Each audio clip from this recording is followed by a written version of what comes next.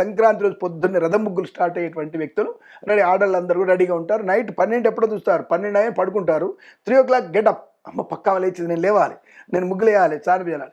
ఇక్కడ ఒక చిన్న విషయం, ఈ మధ్య మనకి దాన్ని తెలంగాణలో చాన్పి అంటారు, సో మనకి ఆంధ్రాలో వచ్చే దానికి కళాపి అంటారు. ఏదో కలర్ తీసుకొచ్చారు, ఈ మధ్య కలర్ తీసుకొచ్చారు. ఇది పసుపు, అది మనకి ఆవు పేడ కలిపినట్టుగా ఉండేది.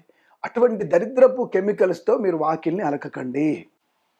ఇప్పటికీ మనకి ఊళ్ళల్లో ఆవులు దొరుకుతున్నాయి. ఆవులకు వచ్చినటువంటి ఆవు పేడ తీసుకొచ్చి కళాపి చల్లే ప్రయత్నం చేయండి, చానిపి చల్లే ప్రయత్నం చేయండి. దానిపైనే మనకు రోగనిరోధక శక్తి బాగా ఉంటుంది. దాని మీద ఆడేటువంటి ఆటలే పిల్లలు పొద్దున ఆడతారు. దాని మీద వాళ్ళు ముగ్గులు వేస్తుంటారు, డొల్లుతుంటారు, కింద పడుతుంటారు. ఈ ఆవు పేడతో వచ్చినటువంటి మట్టి అనేది పిల్లలకి మంచి అనుకూలత కలిగిస్తుంది. ఇది తెలియకుండా మనం ఇంకా పిల్లల్ని ఆర్టిఫిషియల్ పేడలు వేసేసి చేస్తున్నారు. అటువంటి ఆర్టిఫిషియల్ పేడలు పల్లెటూళ్ళలో ఎక్కువైపోయింది, నేను చూసాను, దరిద్రం అది. దయచేసి అటువంటి వాడకుండా నిజమైనటువంటి ఆవు పేడతో మీరు అలికితే చాలా మంచిది.